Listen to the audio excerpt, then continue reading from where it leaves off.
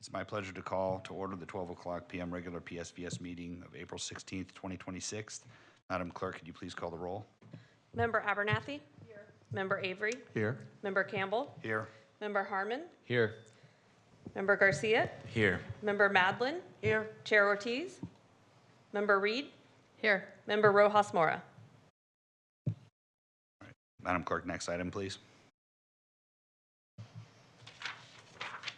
Agenda item, public statements. Statements for items listed on today's agenda are given a 2-minute time limit, 20 minutes total per agenda item. If you have written comments that are longer than your verbal statement, give them to the clerk, who will give copies to the committee. If you're here to make a public statement, please fill out a public speaker card and hand it to the city clerk. Madam Clerk, do we have any speakers?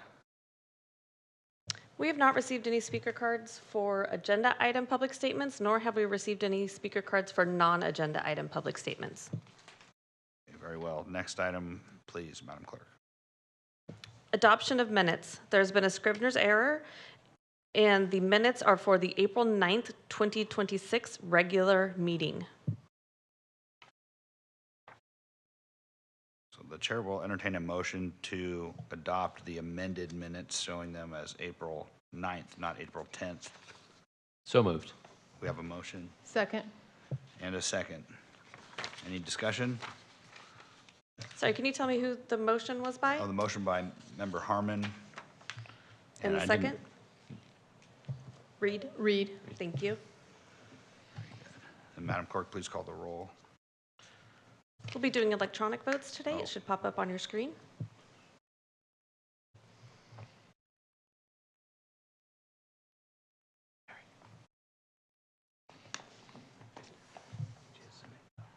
You got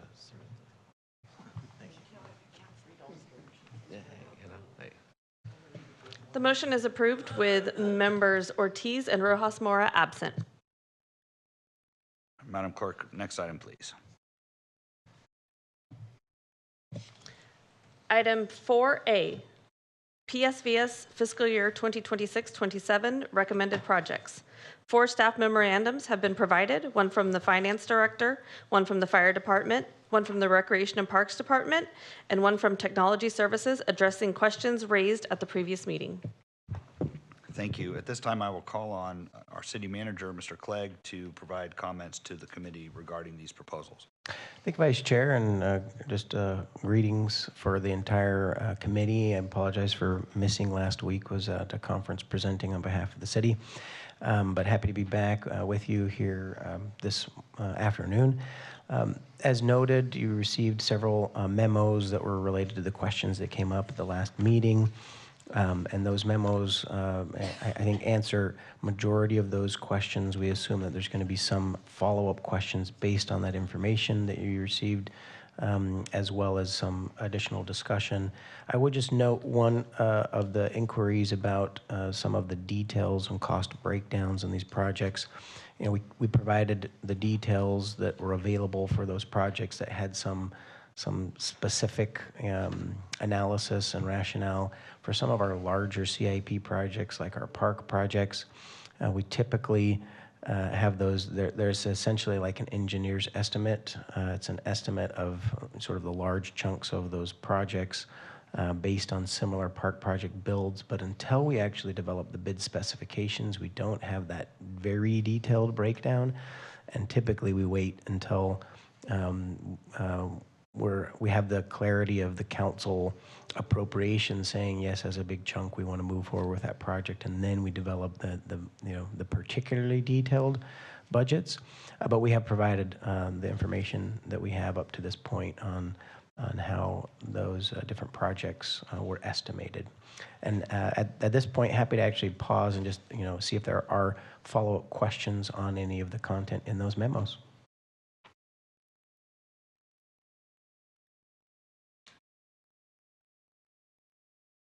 I'm not seeing anyone Okay. raise their hand.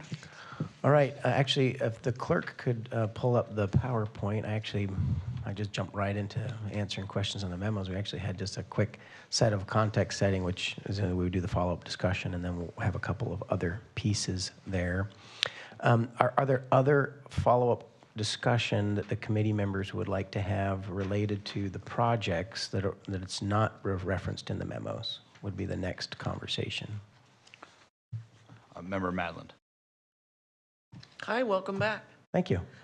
Actually, I was thinking, it's a question, I'll start out with a comment, but in the, the plan for the big park with the amphitheater. Now, that's a long-term, a lot of money spent on planning, but what about the gentrification then of that area around there? I mean, obviously, businesses will move in, the housing there will probably, I mean, there are a lot of plans, but then Yes. you're looking at moving an entire community Indeed. basically out of there. Well, I think what we are anticipating is that there will be changes in the neighborhood.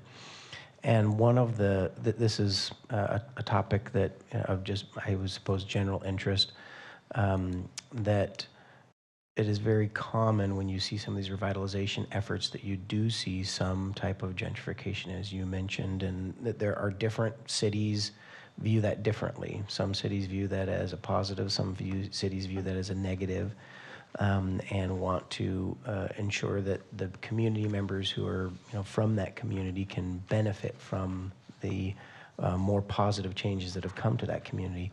I would first just say in either instance, the city has acknowledged that we do feel like this is a project that can change and uplift the whole broader neighborhood. It's not just about the park itself. It is about improving the entire neighborhood. Well, they're going to have to move somewhere, though.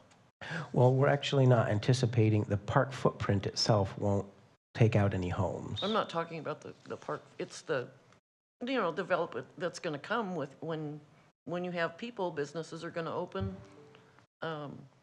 Yeah, I mean, it is a likelihood. I don't, it's not, the project itself won't require it, but it is a strong likelihood. So one of the things that's happening in that same neighborhood is what's the TCC project that's happening right now. And that TCC project is in a broader area than just right around the park, but the park is kind of a hub and a center for this broader neighborhood initiative throughout the Lakeview and MLK neighborhoods. And they're actually looking at several neighborhood initiatives that are coming from state grant monies. The city actually received a $22 million grant that is helping to address some of the priorities of that neighborhood, like, and it was interesting. We held a community meeting and we asked the community what are the things they want to see in the future in their community, and they had some things like infrastructure improvements and public safety improvements, but they also actually wanted to enhance the awareness of community members on certain topics like financial education. They wanted to provide better financial education to members of that same neighborhood and public so that, again, they could make wise choices about, what do they do with their properties if things do go up, and again, how do they receive some of the benefit of the overall changes to that neighborhood. And there's a group of community stakeholders and community-based organizations that are working as, and I'm forgetting the name of it right now, but it's essentially a big stakeholder committee that is working together to determine how to best both improve the neighborhood, but also handle that change and transformation. And so they're considering some policies that are anti-displacement policies that, whether that's something they would want to promote and bring back to the city council for consideration in the future. That's something that is being discussed. But again, But it all costs money. I mean, each topic and each conversation costs more money. And when you have, $300,000 for a 400 square foot bathroom, like a $22 million disappears very quickly. But it's just there's been so much money spent on the planning and this, and I understand what you're saying. It's, Yeah, I think, again, remember, I think respectfully, most of those determinations will be happening in the private sector. The city's not going to be spending additional dollars on any of those types of, displacement considerations or redevelopment considerations. We'll do what we do as a core service of streets and infrastructure and parks, but most of that will fall really to the private sector. thank you. Member Abernathy. to follow up on that, you have a $22 million grant from the state of California, the state that's bankrupt. We So do. They're offering 22 million. Well, we've already received it, and we actually have those funds that have, come into our coffers. This is a grant that was awarded more than a year ago, and we applied for probably 2.5 years ago. Well, I don't know how they get away with that. Between that and high-speed rail, their pension plans are broke, and they're giving out grants. Yeah, I have a real problem with this proposal, the revitalization of part of town, that amount of money, when we have the sewer problem, we have streets problem, so I've got a real problem with that. Thank you. Okay, so if I could, Chair, just reflecting on the agenda here, we had these two items, really, follow-up discussion, and then the committee discussion on the new requests. I did just last year, there were some additional recommendations outside of just looking at the funding items, and so I anticipated there may be some desire for the committee to make other general recommendations to the council, and then we have one last slide at the end that will just outline the remainder of the schedule. But at this point, I think we can move forward to this second bullet, which is discussion of the PSVS requests. We understand the request from some committee members at last meeting was to not take them as blocks, but take them individually. You're absolutely more than welcome to do that. We've just teed them up into 2 slides here just to be as reminders. So this was the items that were in the recommended by staff, and then the second slide are the additional options. I'll go back to the recommended slide. I just wanted you to see both of these so that committee members are able to make motions in whatever, line by line, or somebody may want to take the fire items together. You may want to take them separate, but these 2 slides will just serve as a baseline to help committee members initiate discussion and motions on these 8 different items.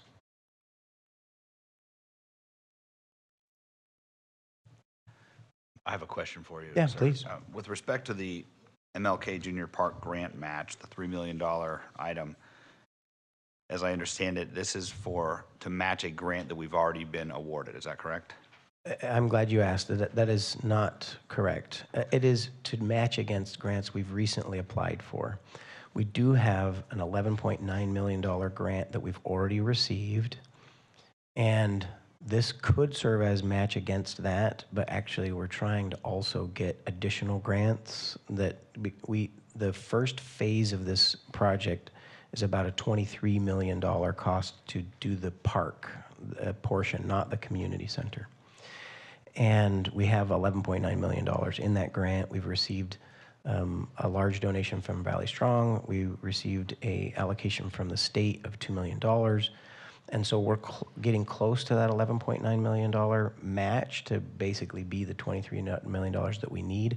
But we need a few more. We're about $7 million short. We need a few other grants. And this is intended to set aside match to go get the remainder of grants to fill the last gap that we're still filling on the full $23 million. Thank you. Member Reed. So on the MLK, this matches against prospective grants that you've applied for. Correct. Okay. And this is for the $23 million is actual construction on the park itself. Correct. We're going to move beyond the planning. Yes. Okay.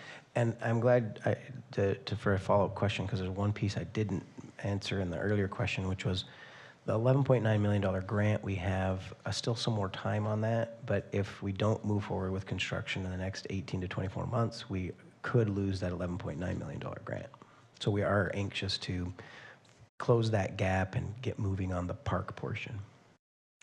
And how much of, if any, towards the MLK Park initiative is coming from the TCC grant? Is there any? There's a small amount. The TCC had very specific criteria of eligibility, and we couldn't put other bigger portions of the grant there, but We were able to put about $1 million towards some of the trees and sidewalks, but I think principally trees that will offset some of the costs of that first $23 million. Member Madlin. So, last week, the 11 million for the paperwork and design, that's spent and gone, is that right? And then the 23 million starts rolling into construction, So when I've referenced the 11.9 million, that's also just for construction. We spent some city funds and ARPA funds for the design of both the park and the community center. and that was 11 million. No, that was much less. What do you say was spent last week? The gentleman from the parks. It was 11 million spent on design and or whatever. We'll ask Mr. Anthony to shed some light on the subject. Yes, that.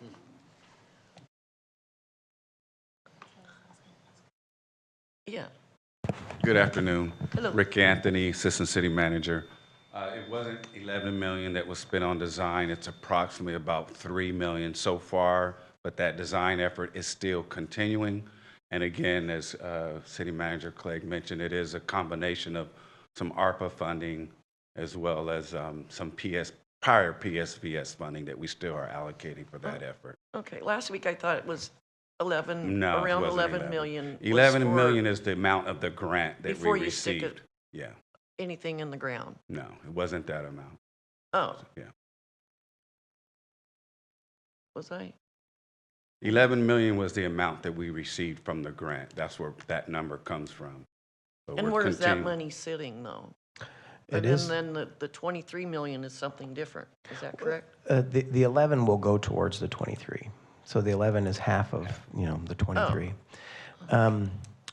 And again, that we do have that, well, that money is actually a reimbursable grant. It is. We have to spend first and then we get the money, so it's not sitting in our coffers gaining interest, unfortunately. Okay, thank you.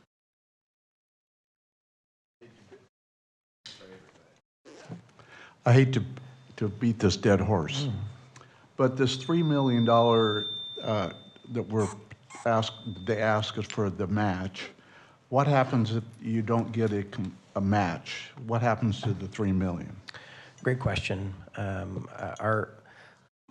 My recommendation to the council would be that we continue to keep this set aside to try and close whatever budget gap remains, because we want to get to the full 23 and go to construction. But it will be up to council determination whether they want to, just send these funds back to fund balance, or whether, if we don't get a grant, but obviously if we get the grant, then that would be the match.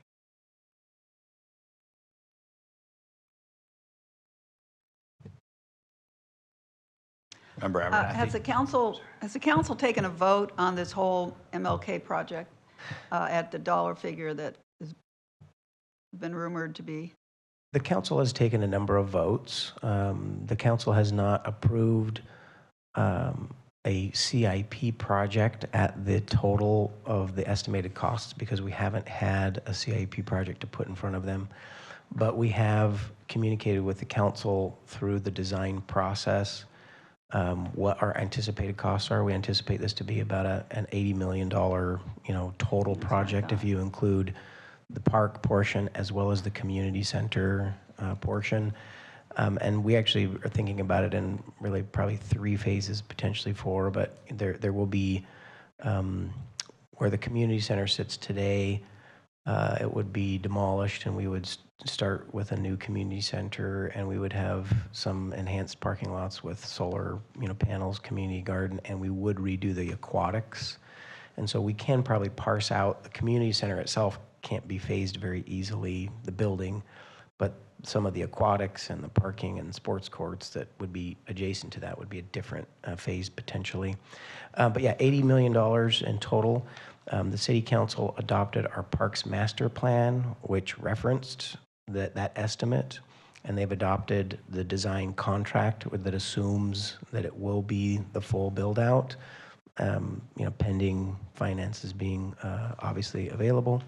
And so I think the council has signaled a majority support of this project in concept, but they've not voted on the full That's what I amount thought. as a They haven't specific voted. That's the project. answer I was looking for. They haven't voted for this. And it's not really part of a campaign here that was made for PSVS about swimming pools and basketball courts that I keep reiterating when we talk about these things. But yeah, I think this is a lot of money for a city that has a lot of very current explosive issues that we've told the taxpayers to pick up. So I think a wise council person might want to step back and get our house in order first before we endeavor like this. But I'm not on the council, so thank you. Member Garcia. Yeah, I think as we're talking about the MLK Junior Park, I, for one, do like the project. I think it's going to be very helpful for bringing resources and really putting MLK Park and East Bakersfield in the spotlight of what we can do if we invest, if we plan correctly. While at UCLA, I studied the Transformative Climate Communities grant and found that it was very effective in a lot of different areas. And so I hope that the city, as it continues moving forward, continues to check in with the state of California, meeting the guidelines, checking in on how efficient it's going to be. I think evaluation is going to be very important with these projects to make sure that they're being fulfilled and what the goals and kind of outline of the project is being met to the best of its abilities. But I do know that the TCC program has helped uplift a lot of disadvantaged communities across the state of California. Its effectiveness has been shown, and I, for one, am glad that the city is working with TCC and with partners to make this possible. Member Reed.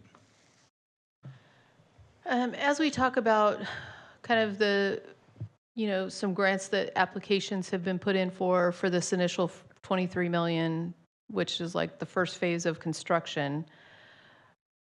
If we don't get those grants, where does that leave, the 11 million grant that's reimbursable? Where does that leave, this 3 million allocation or other money that's been allocated towards that? Is there a path forward that says, hey, we can revise this $23 billion budget for this construction down to something doable with the committed money that we have if you don't get to the full 23 million? Yeah, good question, committee member.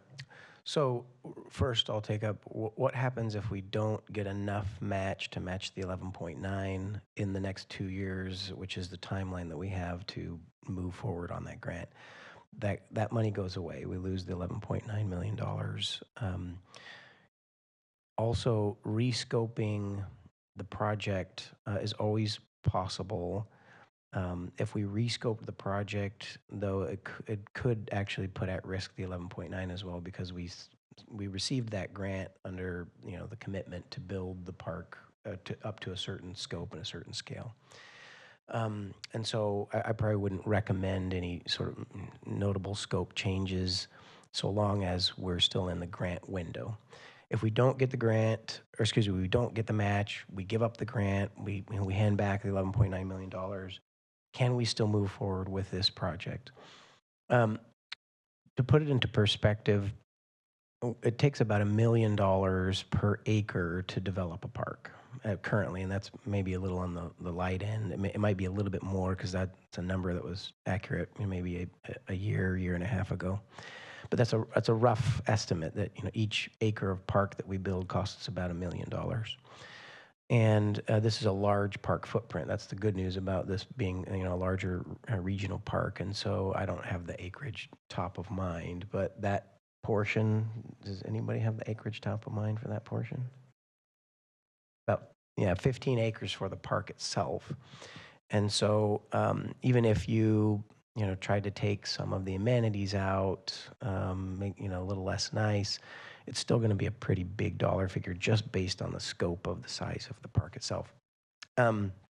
So, could we do some reimagining, rescoping? Possibly, but more likely it would be we would just be on pause until we could identify other grants or more resources. And so I guess, I guess I'm a little confused, because the 3 million that we're talking about now, I understood to be matching for future grant applications or applications that you've already put in. So where are we on matching the 11.9 million? Sorry, so what we're trying to do is use these other grants to be the match. And maybe that was where some of the confusion came in. Okay, so that, the other grants are going to be part of the Be match? part of and the then match to 3 the million, yeah. 11.9, yeah. So, Okay, and sometimes it that's a depends a mess. little bit on the type of grant that you get, because the $11.9 million is a federal grant. So we can't use other federal funds, but we can use state funds, and we can use other Okay. foundation grants as that match. Okay. So where are we in matching the 11.9 without those grants? I mean, how far are we? We are short 7 million. 7 million, okay, okay, that's the 7 million number, okay. Member Madland. For one, I think the project is a great idea of having a large park here and a nice one with an aquatic center. But didn't we spend money last year or the year before, a chunk of change on the aquatic center?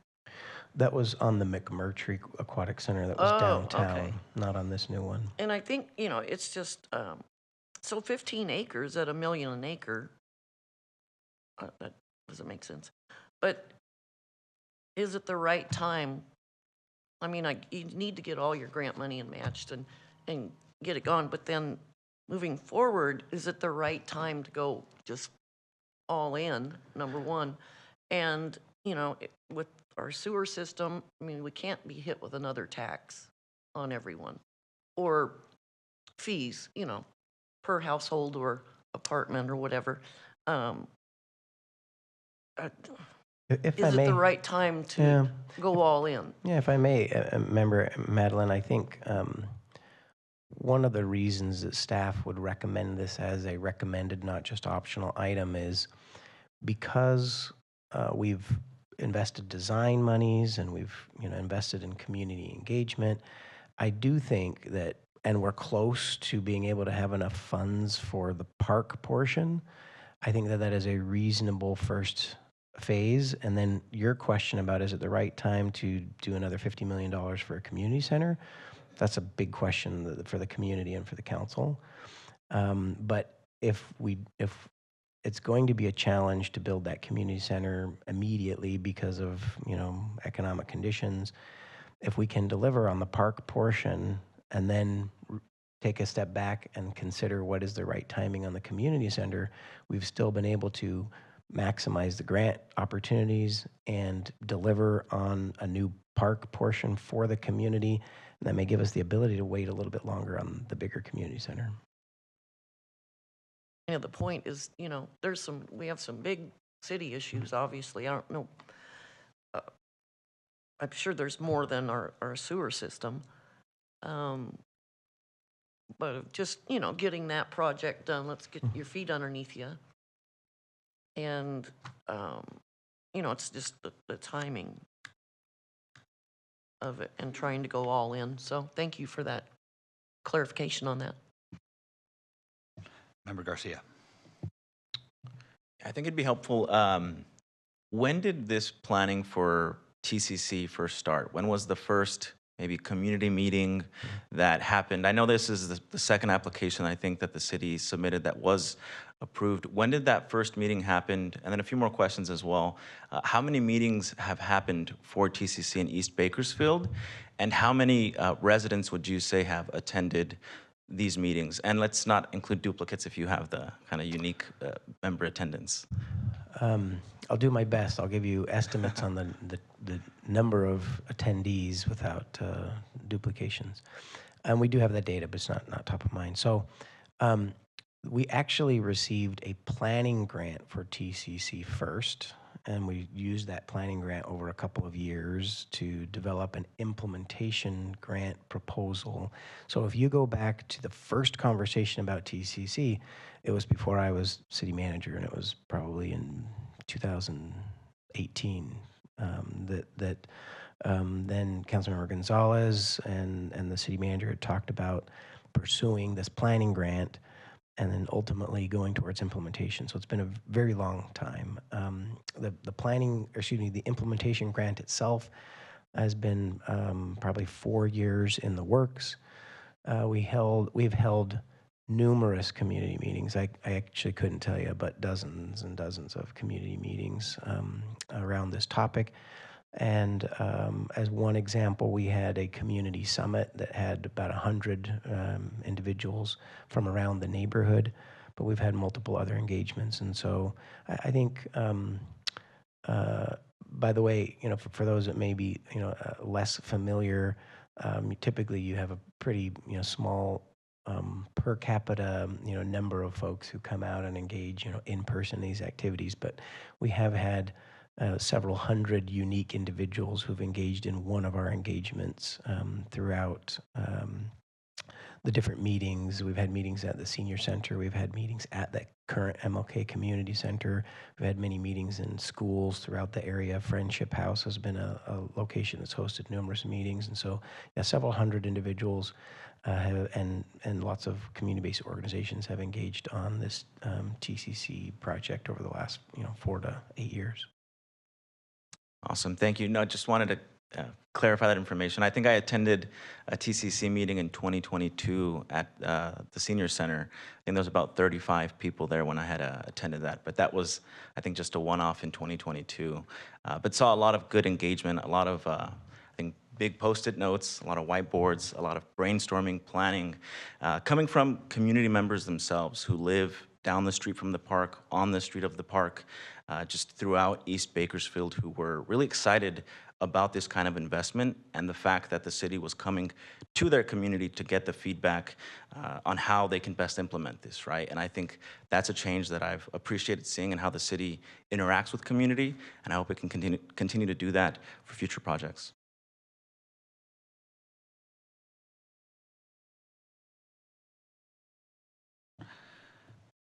Mr. Clegg, I have more of a comment than a question, but I've expressed previously in previous meetings of this committee my dismay at the use to which we've put the PSVS money after the marketing campaign that was conducted in order to obtain the revenue. It is interesting to me to learn that this MLK Park project was initiated back in 2018, and that's prior to the ballot measure, prior to the estimates of the revenue that we would receive by increasing the sales tax by 1%. And so when you see those projections that we would gain an additional approximately $50 million a year in revenue from that 1% sales tax increase, and even factoring in rather high rates of inflation over the last few years, we are still receiving far more revenue than anticipated in that ballot measure. And even if secretly in their hearts, despite the marketing that was done, Councilmember Gonzalez and your predecessor, Mr. Tandy, had meditated a plan to spend $22 million on MLK Park and use some of the public safety money that they were asking the public to give them to hire 100 new police officers and reduce gang crime, that still doesn't account for the additional $67 million in revenue that we are projected to receive this year that is all spent.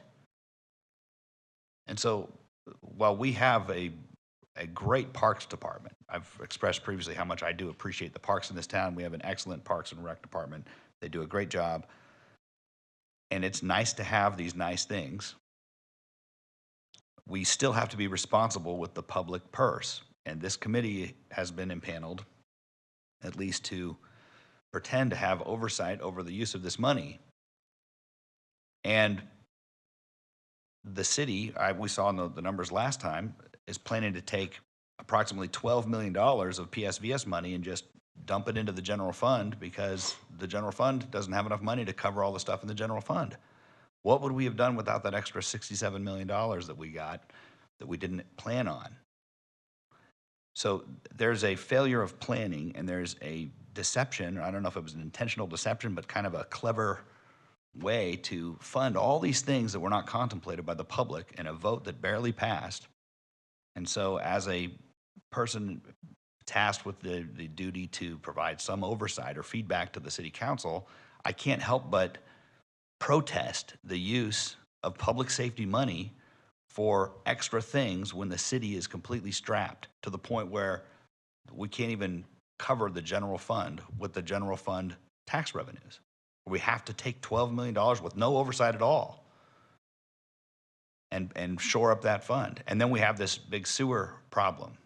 All that extra money, if you'd taken the extra $50, $60 million we get every year from PSVS money that, according to the marketing campaign that was done, we weren't going to need. We only needed $50 million to provide all these wonderful safety upgrades and to deal with homelessness and to deal with gang crime and reduce response times and hire 100 new police officers and all the stuff we were promised.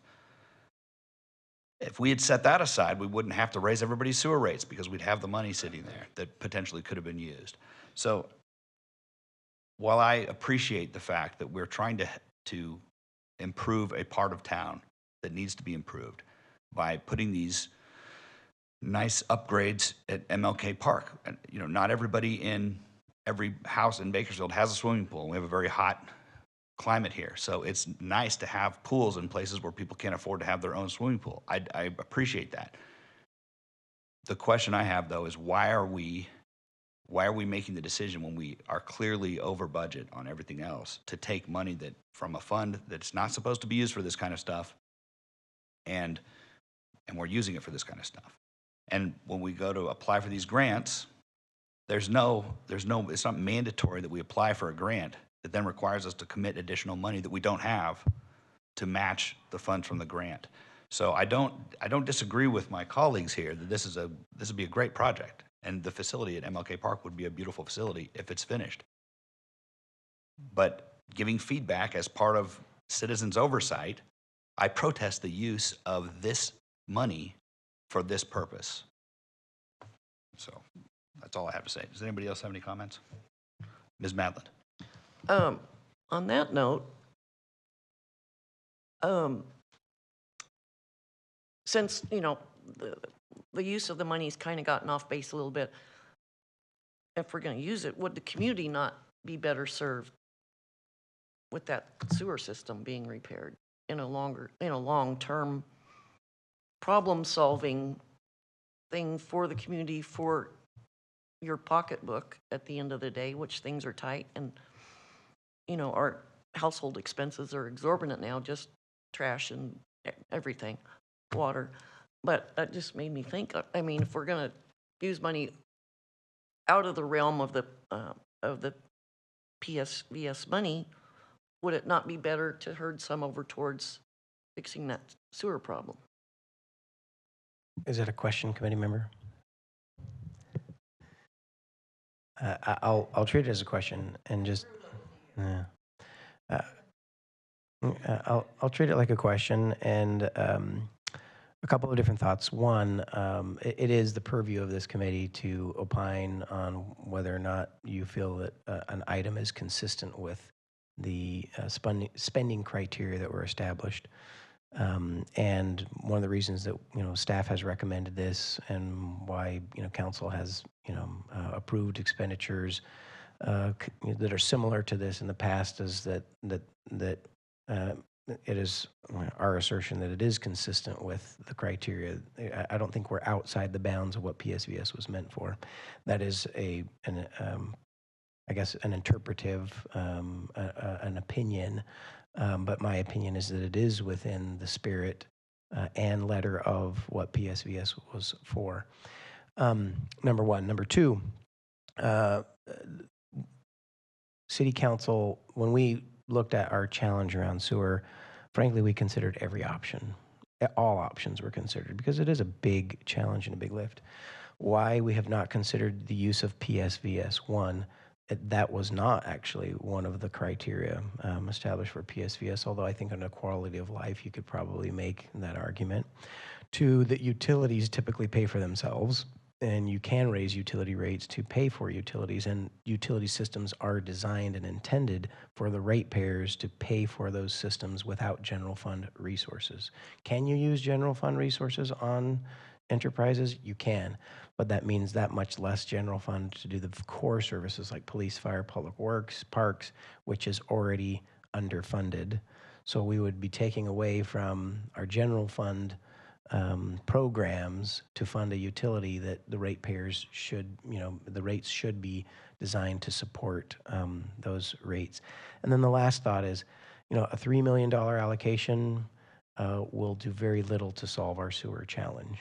Now, if it was a $50 million, as was suggested, that would have a significant difference. $50 million per year into sewer would have a really big difference.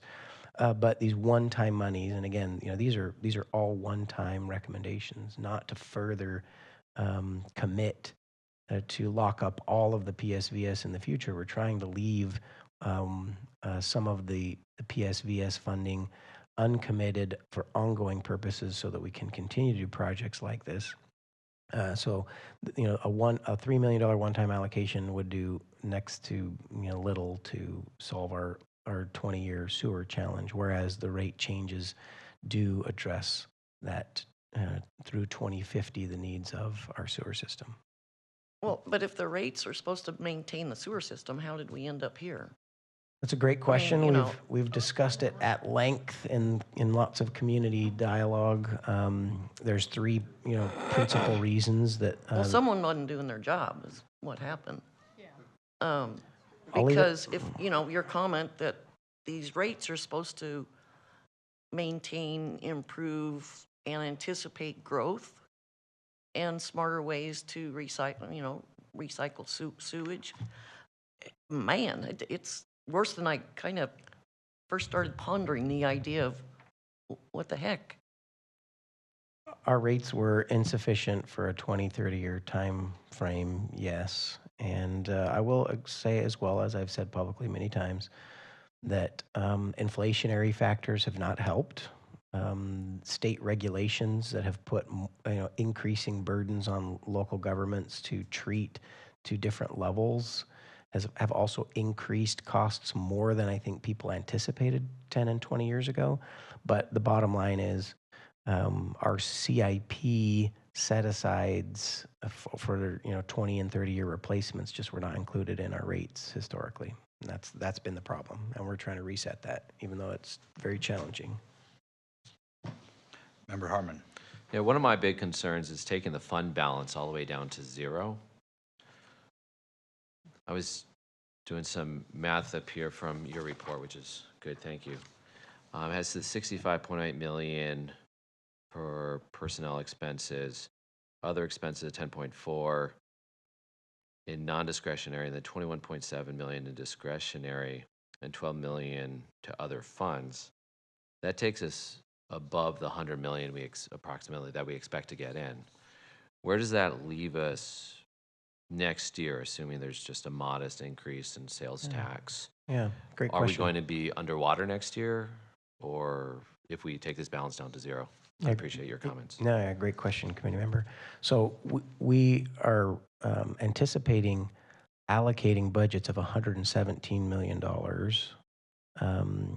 And you've noted very accurately that we're not receiving 117. What that difference between what we're going to receive and what's available, it is one-time savings that is available. And I think to your point, could the city council and this committee recommend that we leave portions of that in just contingency and in fund balance? That we could. But there's the broader picture is we also have fund balance of the total general fund that is beyond just PSVS fund balance. And so we do have notable fund balance for the general fund outside of that difference between the 100 million and the 117 million. And so what we are in a scenario, total general fund, though, is we are spending down some of our fund balance in this year's budget. We anticipate doing it again in the next 2 years of budget as we've been doing reductions. And so total general fund, we anticipated about a 5% reduction in personnel costs in the general fund because we do have a structural deficit, a structural challenge. and we're on a 4-year plan to reduce that structural deficit with the use of some modest fund balance while we continue to keep up fund balance. So we do have fund balance. We're not, expending all of that. But I do think it would be within the purview of this group to say, we would recommend not fully allocating all 7 million that's, one-time monies being considered, and leave some of that for fund balance or contingency. Thank you. I have a comment that kind of follows up on both of the prior remarks here. Number one, this issue with the sewer, I recognize that that ship has sailed. We haven't saved $350 million that we could spend on a sewer upgrade. But going back to the projections for the revenue for PSVS, we've more than doubled that. And then the city decided to spend that money, and not just spend it, but commit the city in the future to millions and millions of dollars of ongoing costs. And so then the sewer crisis comes up and we have to raise everybody's rates. And I can't help but get the sense, as a taxpayer and a member of the Oversight Committee, that this lack of foresight on the part of the city, and I'm not trying to be unfairly critical here, I realize there are certain variables that we can't foresee, which is something we should also foresee, that we can't foresee everything. But we shouldn't be blindsided and then simply rely on the bottomless pocket of the taxpayer to make up the difference when the crisis hits us. So when we think we're going to collect $50 million a year to satisfy all the needs that we have, both expressed on the ballot measure and in the ordinance that nobody else read, we should stick to that, and we didn't. And now we have the sewer issue, and we got to raise everybody's rates because we didn't plan for that. So my question is, what is the next thing? What is the next crisis that will require the taxpayer to again reach into their pocket, or let the city reach into their pocket to deal with another unforeseen thing, or to spend money like a drunken sailor on things that we should have been more careful about? So as part of our role in providing feedback, and I looked at the text of the ordinance, it doesn't say that we're to simply say whether we think something is consistent with the objectives. It says that the committee shall advise the city council on goals and objectives associated with the revenues imposed by this ordinance. That seems pretty broad. So whether they heed our advice or not, the advice I would have is live within your means. And if you think that something is only going to cost a certain amount, and you budget for that, and you market for that, and you collect more money than that, there's no rule that says you have to spend that money. It doesn't have to burn a hole in the city's pocket after they took it out of ours. So that's my comment. It deals with both of these things. Now we're spending to the very last penny. What crisis will befall us next year, where we won't have any of this money left? We won't have a carryover. We could have had $350 million carried over, or $300 million, or $250 million that could have been very helpful with a lot of these problems, or with an unforeseen crisis like the sewer crisis. So that's the advice I have to the city council, is stop assuming that there's a bottomless pocket of somebody else's money that they can continue to dip into when they don't foresee expenses, or when they want to grow the government.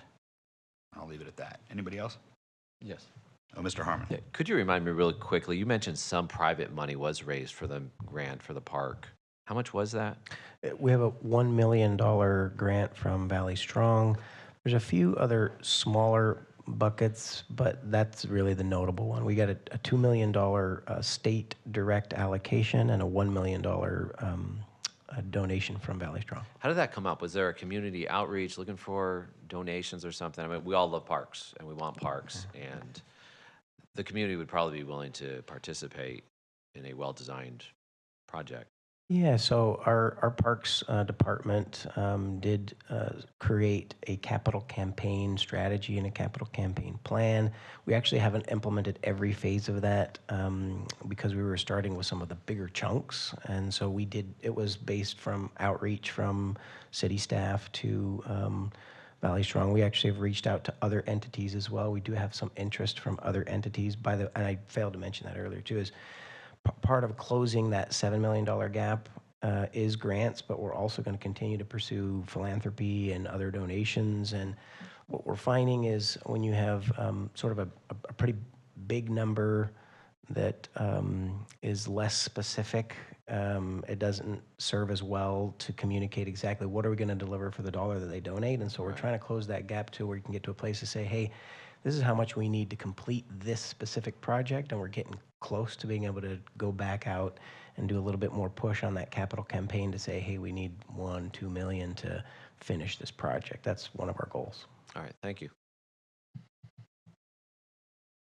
So if I may, Vice Chair, just make a suggestion that you've discussed a fair amount, the MLK one. You don't have to start there, but just again, one of the procedural aspects is to take up these items specifically, and for the newer committee members, for your benefit, typically one committee member would make a motion about each of these items to say it is or isn't consistent, and then the committee can work through those, but you don't have to take them up in any particular order. Unless the committee have any more comments or questions for, okay, I'm sorry to reopen this. That's okay. But I didn't want to cut anybody off. Yeah. Mr. Garcia. Yeah, I think as we're talking about the use of the funds, I echo and agree with a lot of our commissioners in terms of the importance of how we're using, these tax dollars and funds. Could you explain a little bit about, I'm looking at the budget for 2025. I see that there was from the adopted budget of 2024 to 2025, there was a difference and an increase in the budget for police and fire. Is that correct? Can you tell us how much the increase in police and fire was? Off the top of my head, I cannot. Maybe Okay. Mr. McKeegan can look that up and with some speed. And are you referencing I'll general fund or PSVS specifically? And that's where my question was going to be headed. I saw also in the proposed budget there was a reduction in recreation and parks, as well as economic and community development. I think a few million from that and a couple million more for an increase in police and fire. How does the city balance this increase in police and fire departments with general funds and with PSVS funds? So I'll answer that in a couple of different ways.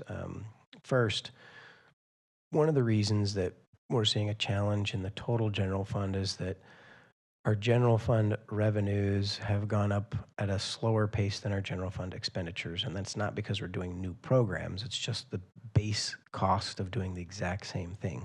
So insurance costs, and you're probably all seeing this in your own personal lives as well as your own, your professional experience, that liability insurance is up, our workers' comp is up, the cost of our employees to be competitive in the market is increased, our CalPERS costs that they require of us that we don't have a lot of control over are up, our utility costs are significantly up, and so just providing the exact same level of service has increased significantly post-pandemic. I mean, everyone's been experiencing these inflationary factors.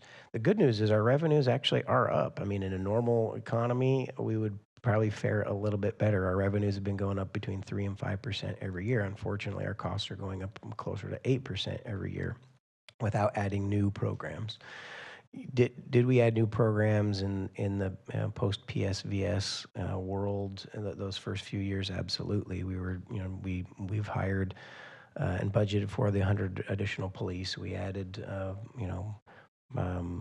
more than 20 fire staff. We created the park ranger program to also create public safety. We've added our code rapid response teams to address homeless encampments.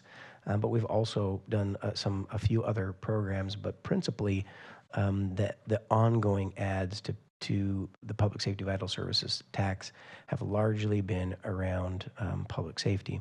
We also created our Community and Economic Development Department, or Economic and Community Development Department, and we've pursued some ongoing economic development initiatives.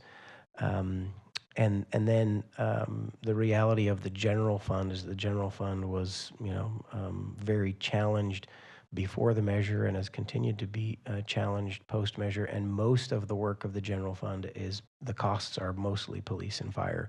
The biggest portions after police and fire are also parks and public works.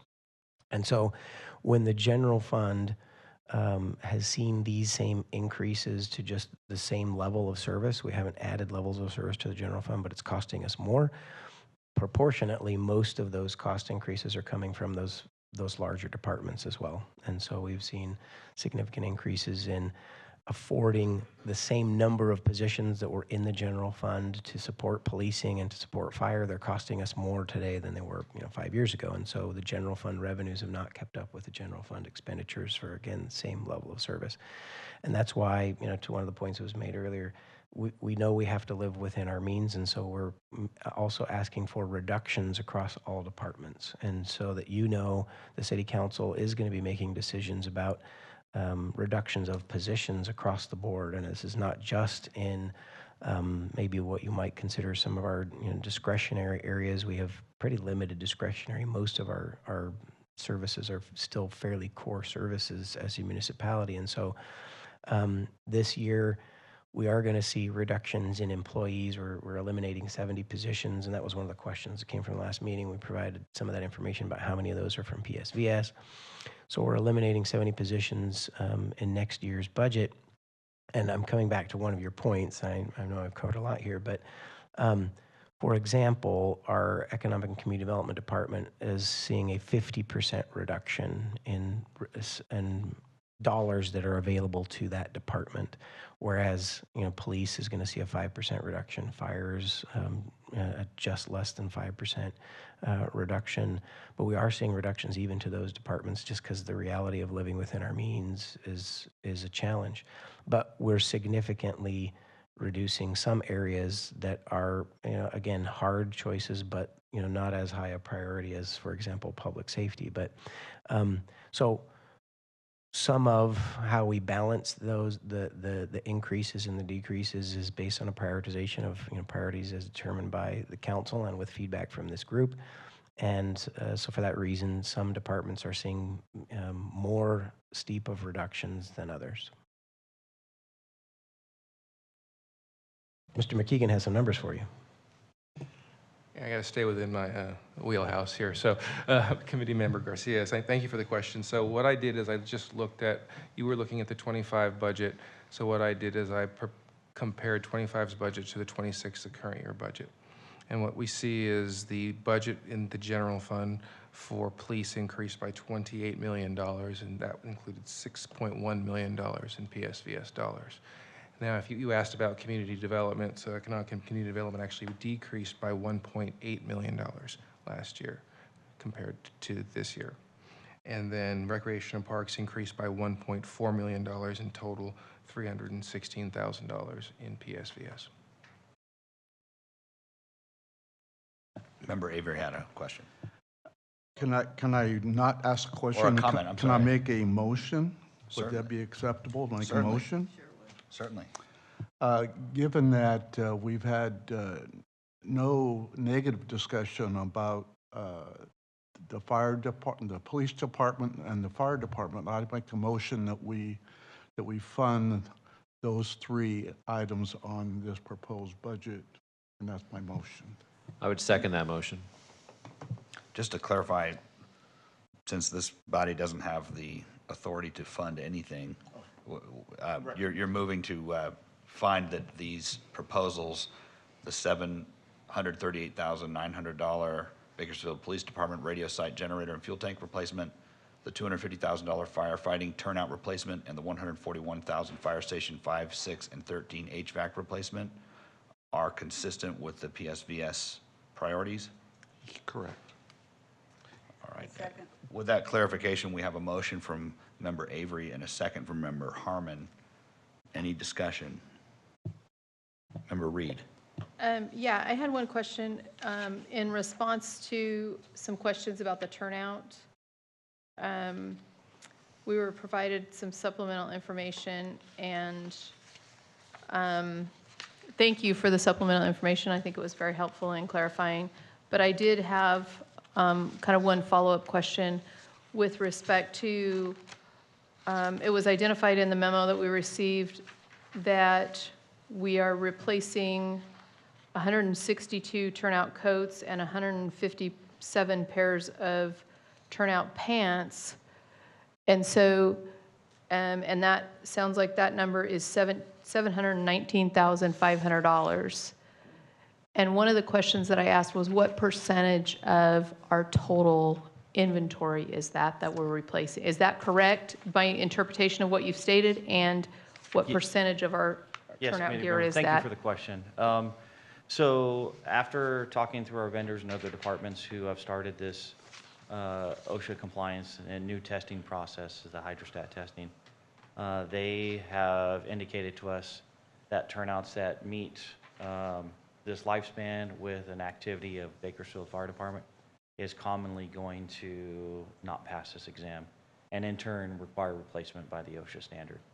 Once we get into that testing, we'll know exactly what's happening. So we don't know for sure whether all 179 of those turnout coats and pants are going to fail. We expect a majority of them to fail, and our plan is to slowly phase those in. As far as a total, how many of turnouts, the estimated amount of turnouts that we're speaking there, it's roughly about 45% of our turnouts. Okay. About half of our turnouts are between that 5 to 10 year lifespan. And if I may, another way to think about that is like the bigger dollar number is our estimated full exposure. Why are we budgeting less than that?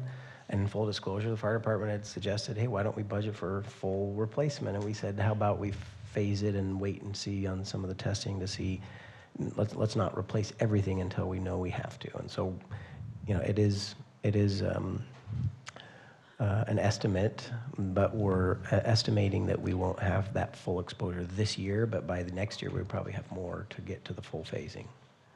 Okay, because then that does kind of answer, I think that addresses my other question, is the 719,000 number, I was going to ask if the balance was that coming from general fund money, since we're only looking at 250, or is the total turnout allocation for this year is going to be the 250 strictly coming from PSVS funds? Correct, the latter. Okay. And that we would anticipate having another allocation in a future year to make up the balance. Okay. And one other, and I'm sorry, I dive into the weeds occasionally, so bear with me.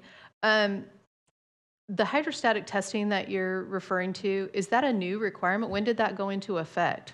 It is a new requirement. It's a requirement that NFPA has had for a little bit. OSHA is now adopting it. And what the hydrostatic testing does is it really tests the turnouts and the effect of turnouts against steam. I will say Bakersfield Fire Department's been fighting fire for a long time. We're a very active department. We tend to fight fire in a style where we don't tend to see a lot of steam. So in turn, we don't injure firefighters with that type of injury, but it is a risk out there. And now that OSHA is adopting that, that's something that we have to test for, and in turn, we'll see some of those turnouts fail because of that. So it's not necessarily a new standard; it's a new standard that OSHA has decided to adopt. And what's happened is, I believe in Title 8, Section 342.3 of OSHA, they have adopted the NFPA 1851 and 1850 standards. And when there's changes made to that, then California in turn has to adopt those standards also. So have we not, if those were previous NFP standards, have we not been testing our gear to NFP standards? So we do test our gear. NFPA is one of those agencies at its recommendation. NFPA throws a lot of different recommendations out there. And some of them are driven by industry, some of them are driven by safety standards. And so what we do as a fire department and as a city is we look at those standards and see which ones operationally are efficient and work for our organization. And of course, we adopt some of them. But there are a lot of standards out there that are just fiscally unable to adopt. For example, there's a standard out there where you have 4 people on a fire engine and 5 people on a fire truck. That's not how we operate here in Bakersfield. We operate fine with 3. A 4th would be great, but we operate fine with 3 firefighters on an engine. So there are some of those standards out there. We have to realize that some of these standards are driven through different parts of the country and different departments based on their hazards that they see, and it gets incorporated into the NFPA standard. Okay, thank you very much. You're welcome. Member Madland? Just real quick, what do you do with your retired gear, such as that? These are pretty expensive. They are. I will say they're very expensive. When we are finished with them, nobody wants them. We dispose of them usually in either try to recycle them or throw them in the trash bin. One thing that Bakersfield has done very well at is we have ways to clean our turnouts, which really enhances firefighter wellness. So when we go to get rid of these turnouts, they're commonly very degraded. They are not contaminated because our washing, our extractors, and the way we clean them avoids that stuff. But they're so broken down that commonly They're that broken down because I've seen, especially in fire equipment, there's a big secondary market. Yeah. Primarily that non-OSHA approved, whether it's other states or over the border. Certainly. There is a big secondary market for that. There is. If you could ever recoup, especially specialty equipment, I would think your recoup with used high dollar pieces would be right at 25-30%. So it's just an idea. I don't know. And it's a valid idea. On our turnouts, they're in such bad condition that myself as a firefighter and the fire chief, I would feel uncomfortable passing along to another organization to use them to actually fight fire.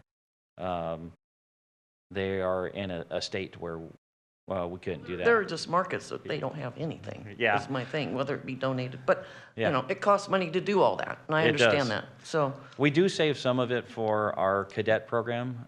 We have a cadet program for our young individuals between 14 and 17 who do not go and fight fire. They just need something to wear and be identified and be able to train in. So we do save some of that gear for them, and they get to use it. All right, is there any further discussion of the motion that is now before the body? All right, hearing none, then I'll ask the clerk to either call the roll or set up the system for an electronic vote. Yes, we're voting on determining whether, To remove the MLK part. no, we're just voting on the fire department and police department proposals. That were within the scope of the motion. I think the vote is active.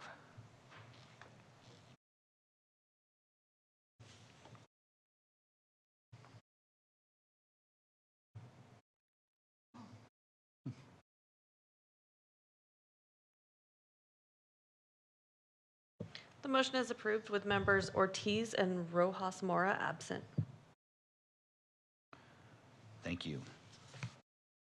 Are there any additional motions based on the presentations that have been made?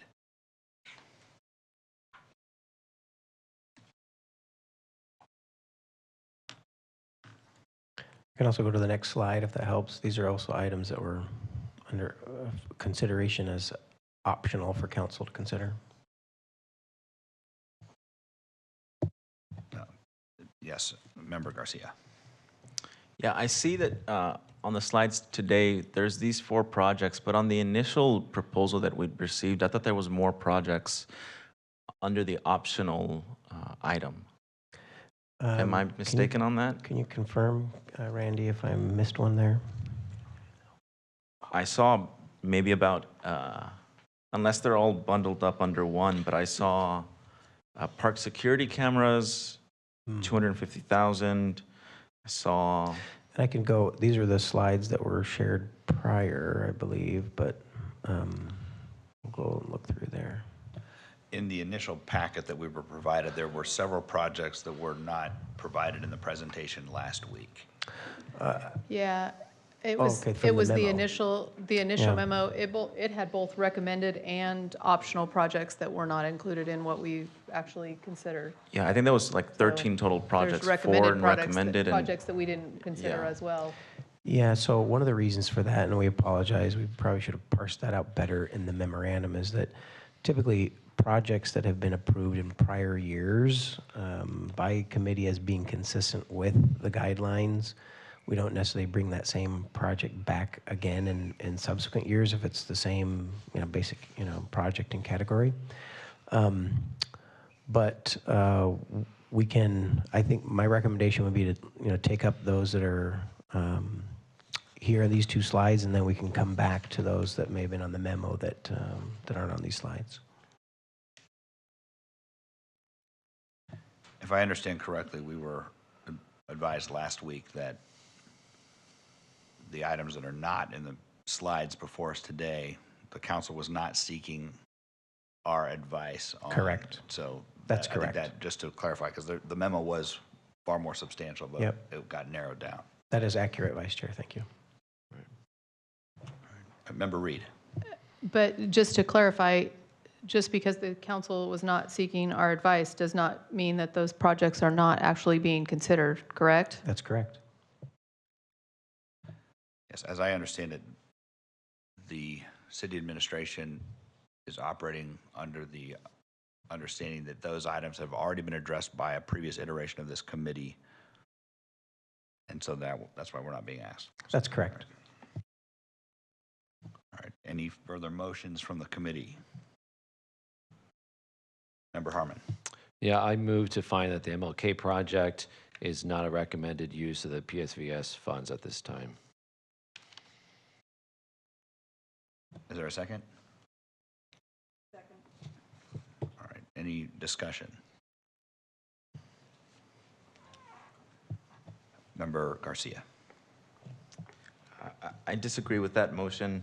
I think, as mentioned on the packet here, I do think that this project supports the following PSVS priority, specifically enhancing amenities throughout the community to improve the quality of life and attract visitors. And just even reading the initial language, I mean, I see that we are funding police and fire, which is great that we're seeing that increase in that investment in public safety. But I also understand that if we're looking at police, who got an increase in 28 million, 6 million coming from PSVS, and Parks and Rec got a 1.8 million increase with, I think, a little bit more than 300,000 from PSVS. I do find this to be consistent with PSVS and with some of the language on the ballot measure as well that indicated, how this money can be reduced. If we really want to target crime in our community, we have to both invest in public safety, which is, police and fire, and make sure that our communities feel safe in that regard. But we also have to tackle the root cause of crime, and we have to understand that offering services, offering activities for young people will help keep them off the streets. It will help keep them from joining a gang or from joining a crew of young people who want to maybe, cause mayhem or cause havoc in their community. And I've been to the MLK Center. I've seen that they have basketball leagues, young people of all ages. They have food banks. They distribute food to the community. They are able to truly be a center that is a home for young people who sometimes don't have a home after school or don't have a place to be able to go and do their homework or to go talk to other young people without getting into a life of crime. And I think if we want to be serious and recommend this to the council, we have to understand that the root causes of crime have to be addressed as well. And we can't just be trying to play catch up after the crime has happened. We can see that that does not help us here in the city of Bakersfield. It does not help taxpayers to continue to see a pipeline into crime. And without there being adequate opportunities for young people and for people of the community to go to try to change their life, to try to improve their circumstances, we're going to continue to see crime increasing. And I do think that, again, this project does fit the criteria and will help reduce crime. It will help proactively address crime before it happens as well. And, you know, we see that has happened all over, you know, in multiple cities and multiple states. And I think we need to continue investing in our community so that young people have a place to go and to not fall into a life of crime before it happens. Thank you. Member Abernathy had her light on. Yeah. A couple things to think about when we talk about building swimming pools and basketball courts. McMurtry is owned by the city. It's 1.3 miles from MLK. It's 15 minutes on a bus, and the children get free bus. I know that because I'm on the Get Board. But it's not, they're not out of this world right now, and they do have some of these facilities. But we have a pretty nice facility there with a pool, and schools have basketball courts. It's just right. What we're talking about is the PSVS money was specific, and we're getting a little bit beyond reach here, but I think that's important to notice as well. We have facilities on the east side of town and very close to that area, and free transportation. Member Reed? I guess in part, I would agree with both of those comments. I do think it's important to consider and continue to invest in our parks as a method of diversion to some degree from a public safety perspective. And I think on the east side, that's definitely needed. When you look at the facilities of MLK Park today, I think there's some definite attention needed to those facilities. Whether that's, I think it could be open for discussion as to whether that's kind of a total, kind of gut and replace is the way it kind of sounds like we're doing. But I definitely think that this use is consistent with PSVS, especially when you look historically at the amount of money that we've spent already on Parks and Rec. And the alarming thing for me is that the parks that we've spent money on, how many of those are in neighborhoods that don't experience the level of crime and have the public safety issues that East Bakersfield has. And so if the money, to Committee Member Abernathy's perspective, if we were saying that we were going to spend this money on a pool, I would be wholeheartedly with you. I do think that the McMurtry Aquatic Center is accessible and is used for those. So I don't know that I'm on board with a pool being at MLK and that being a priority need. But as far as having the parks and the facilities there, I definitely think it's a good use and a need across the board. So thank you. Member Madland? On that point, I mean, could they not pull funds from some of these other park projects? Yeah. If it's better spent on, on everything that everyone's brought up, on crime, on educating young people, having a place for them. Let's throw it at the problem because it falls under crime and the prevention or hopefully help, and then I don't know, just a thought. Yeah, no, I would definitely agree with you. I'm not opposed to saying that, some of the park some of the park expenditures or projects in other areas get cut to get this project done and get it off the list. So I'm not opposed to that at all either. So I think whatever it takes to get the park facility itself up to a standard that matches the rest of the community or the rest of the city, I think is needed. Member Harmon? Yeah, I just will comment that my motion was to find that the use of the funds is not a recommended use of the PSVS, not that it's inconsistent with PSVS, but it's not a recommended use.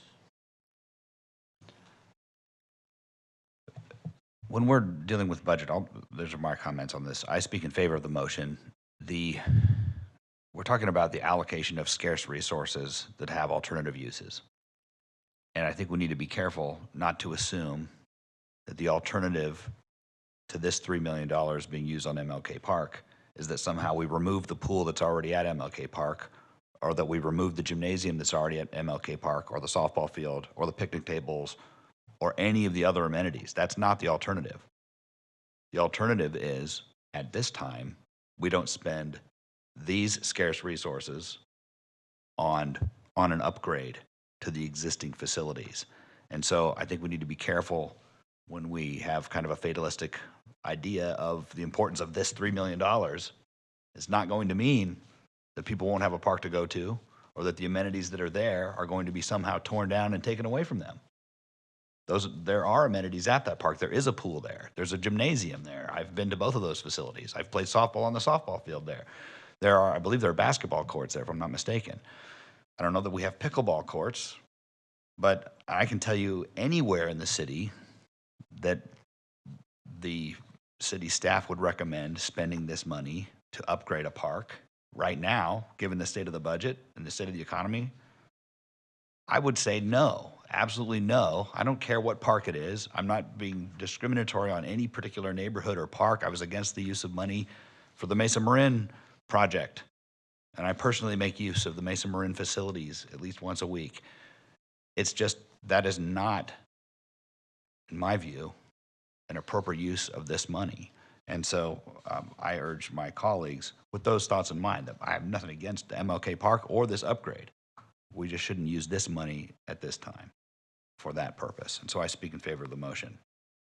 Are there any other comments or discussion on the motion before we go to a vote? All right, hearing none, I would ask the clerk to call the roll or put it up for an electronic. Yes, the motion from Mr. Harmon was to find that the $3 million for MLK Junior Park grant match is not recommended by this committee at this time. Is that correct? Yes, that's correct. All right. So if you look at your screen, you should have the ability to cast a vote electronically.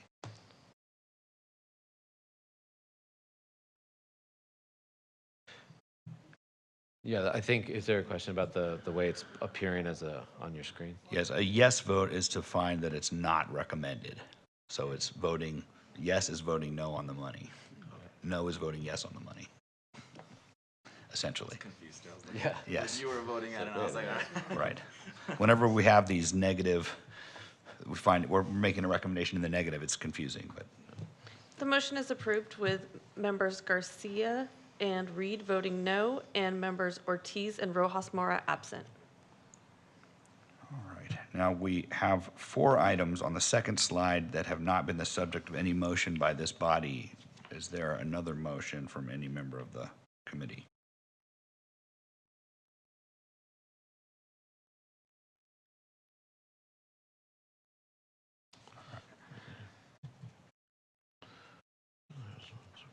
I know that it's probably not the normal procedure for the Yeah, the party committee does chairing the not- meeting to make a motion, but filling in for our chairman, I don't think I forfeit my right to make a motion. So I'll move that the committee find that the 4 items on the second slide are not recommended uses of the PSVS money at this time.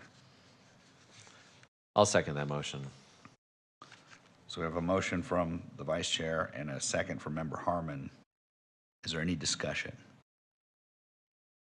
Member Reed. Question, do we have any detail around the park access improvement? Like, what is that, or what parks is that, or any detail around that? Or is that one of those general slush funds? We do have a little bit of details on that.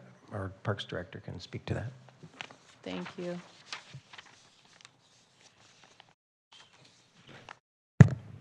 Hi, good afternoon. Darren Budak, Director of Recreation and Parks.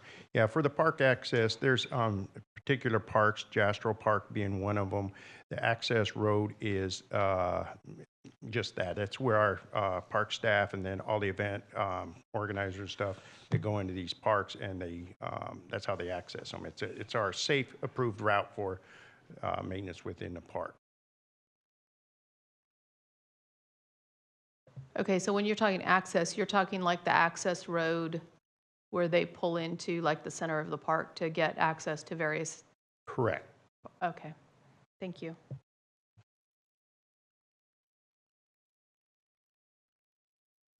Member Garcia. Yeah, I guess as we're discussing parks, I guess it's a question for the city manager. Can you remind us on the criteria that's outlined on those 13 points within or measure priorities? Who developed and approved those priorities, just for confirmation? Yeah, thank you, committee member. So as the outreach was being done related to this measure, there was a survey that was done that identified what are the areas of interest of this community. And based on that survey, a resolution was prepared for the city council. So there was the ballot language itself. There's an ordinance that was adopted, and then there was actually more than one resolution, but there was a particular resolution in which the city council said these are the 13 criteria that we will use to determine what is eligible for funding for public safety vital services tax. That resolution that was adopted by council was based off of the feedback that came during the outreach phases of what the community desired to see improved through the use of the tax. Follow up. One more question and then a comment after that question. And it was, again, just to confirm, that same city council who developed these priorities who also placed the measure on the ballot in 2018? That's correct. Okay. Then, yeah, I think, again, I'm going to disagree with this motion. And, I think it's helpful, again, to understand what the insight of the current council was who drafted this language, who worked with city staff, city attorney to make sure that they understood the language, that it was consistent with what, their idea of what this measure could accomplish was. And it's good to hear that the same city council who drafted and placed this measure on the ballot also drafted these measure priorities, because it really does help give us as PSVS commissioners insight as to what that council was thinking at the time that it planned it. And so to know that that same council who placed this measure on the ballot also identified measure priorities like measure priority number 5, keeping public areas safe and clean, like number 9, reducing homelessness, 10, addressing the fiscal stability, 11, creating jobs through economic development, business retention, attraction, and workforce development. Measure priority 12, enhancing amenities throughout the community to improve the quality of life and attract visitors. And measure priority 13, enhancing neighborhoods through additional code enforcement and improved park maintenance. And I think that does often, it matches what the ballot question says. Crime prevention, address homelessness, retain, attract jobs and businesses, unrestricted general revenue purposes. And so as I'm, again, just putting myself in the mindset of that council and putting myself into, what these 13 priorities look like in execution and looking at the ballot question, I can't help but come to the conclusion that this is consistent with what that council put on the ballot, the community outreach that was done, and then ultimately that was passed by the voters. It sounded like there was multiple layers of discussion and communication to get to these 13 priorities. And so, with that, I'm going to be voting no on this and urge our other commissioners as well to really consider what the council's, mindset was during these times and how these 13 priorities were developed and now are being used to reflect, investment in many of these measure priorities. Thank you. Member Harmon.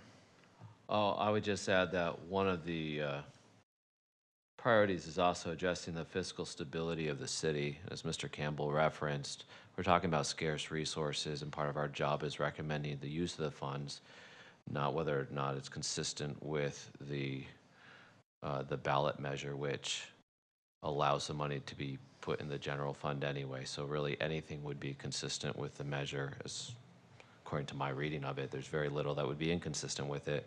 And our job is primarily recommending to the city council how the limited resources should be used. Anybody else? Question? Oh, Mr. Avery. So I'm kind of naive again. So if we don't allocate all the funds that we collect revenue for in a given period, does that money get saved for a future period to use for future issues? Kind of going with your position is maybe we need to save for a real rainy day that might happen in Bakersfield. So does the money stay in the pot or does it get allocated to the general fund? Well, for sake of clarity on that last portion of that question, the Public Safety Vital Services tax is a general tax and it is part of the general fund. It does go into, if we don't allocate those full resources, they are available for future expenditures. We do track with an agreed upon procedures our PSVS revenues and expenditures distinct from the rest of the general fund. And so we can track, unallocated amounts of PSVS in any given year, to future years. But the answer to the big question is, if we don't spend it now, yes, it absolutely stays in the bank and it's available for future needs. Just as a reminder, PSVS resources in the first couple of years of this committee and the council, significant portions were set aside in a rainy day fund. And so we have $56 million that have been set aside in a rainy day fund that is completely different from our fund balance. That's our reserve fund, and it is only touchable based on a policy established by the city council. We have not touched our rainy day fund in these recent years when we've seen some tightening. It's not time to dip into the rainy day fund because it's not truly a rainy day. It's just a changing economy, and we got to revise our spending to be within our means. So that $56 million remains in the reserve fund, again, separate from our fund balance. Just again, as a side note too, for edification, particularly I think of our newer members, the Government Finance Officers Association recommends that any municipality set aside 2 months of working cash. And 2 months might sound like not enough in the private sector, but government revenue sources tend to be fairly consistent. Our revenues are not as elastic as some other revenue bases. And so that's the recommended standard, is to have 2 months reserves set aside. And that's 16% of your budget. Most municipalities do not achieve that recommended standard. Most municipalities are probably in the 5% range. Some can range up to 10%. And large cities within California, I just know this because we've done this comparison to see how we're doing against other large cities. There's only 2 other large cities that meet the Government Finance Officers Association's recommended reserve fund, and Bakersfield was the third. And so we're I would just share that we are in a good position with our reserve fund, that we have set those resources aside. But in uncertain times, it is not unreasonable to set aside additional, and that's that's within the purview of this group as well, to recommend that we continue to set aside further contingency beyond the rainy day reserve fund. Member Reed. So the money that you identified as being set aside, this $56 million in reserve funds, is that PSVS money set aside, or is that general fund reserves? It's a combination of the two. We actually have a big portion that's PSVS and another large portion that's general fund, and we do track those distinctly. And if the day comes that we start spending that money, would it be spent strictly as PSVS funds, or would it be spent as general funds? The policy that council adopted actually does not distinguish that. It doesn't say that it has to be in those specific buckets. I think that will be a question that would probably be answered when that time came. But the council did not dictate in advance that, there would be, limitations on spending it out in sort of two separate ways. Because I guess the kind of the question and point that I'm getting to is, if the money is not allocated this year and we have a fund balance going forward, and fund balance being differentiated from reserve, is it going to continue to be looked at as PSVS funds and have some level of earmark or That is, limitation on funding and spending, versus is it just going to be, hey, it's general fund money, we're good to go, let's go, and don't worry about it has been, any question? it has been treated as separate and distinct since we've started budgeting, with those revenues, and we anticipate continuing to do that. That's why we can give you a number like 117 million versus the 100 million, because we know that that other portion is specifically PSVS. Okay, thank you. Member Harmon, did you have a comment? Oh, no, Mr. Clegg clarified that. The 17 million extra we have is the fund balance. Yeah, specifically PSVS. I'll speak once more in favor of the motion. This is my motion. Just to clarify, we're not here to divine the intent of the city council when they decided to put this measure on the ballot. We're not the Supreme Court trying to interpret the intent of a legislative body. We are tasked with perhaps a more difficult task, and that is to represent the taxpayers who voted to provide this revenue to the city.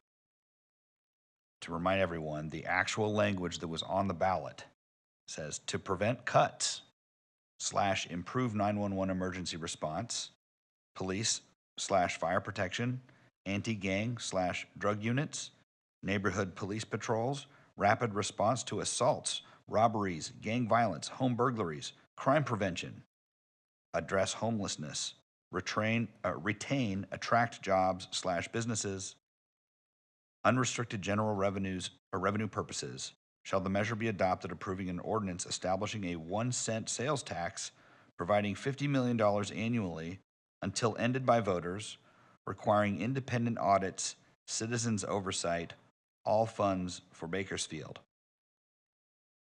So the council did pass a resolution, and there is an ordinance based on the passage of this measure. Let's not fool ourselves into thinking or imagining that when the public voted on this, especially when there's all this discussion about police and fire protection, improved 911 response times, reduced home burglaries, gang violence, robberies, and then we bury somewhere in the middle of this paragraph, unrestricted general revenue purposes. After the plain language of robbery and assault, we use government lingo.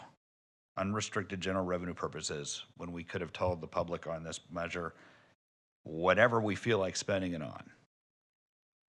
I don't think we should fool ourselves into thinking that the voters who barely passed this measure anticipated that the citizens' oversight would find that spending $580,000 of their money to upgrade pickleball courts at Siemens Park was something that the public was really clamoring for and wanting to spend their money on from this extra tax when they're already paying sales tax.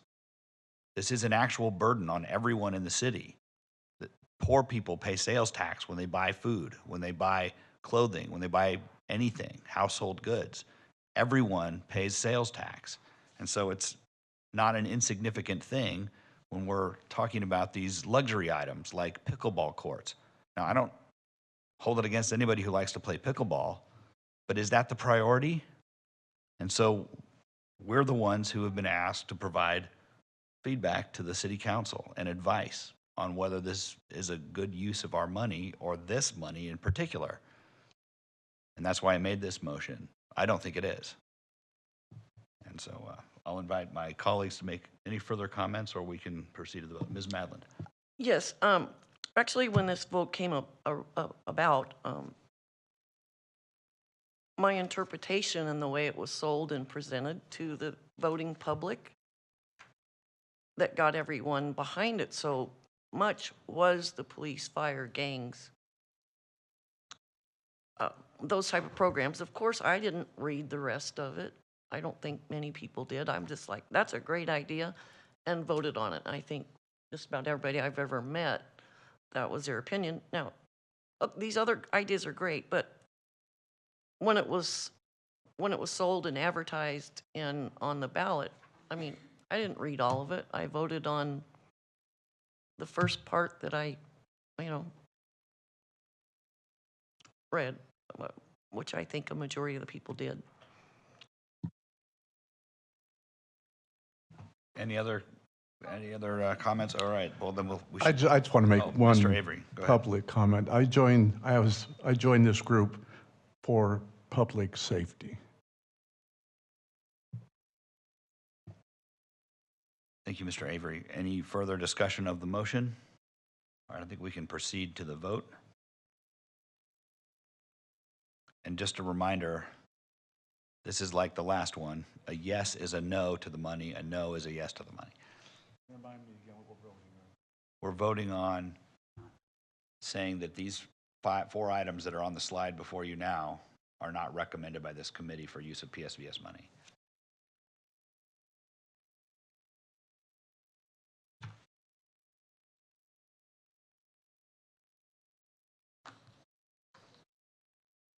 The motion is approved with Member Garcia voting no and Members Ortiz and Rojas Mora absent. All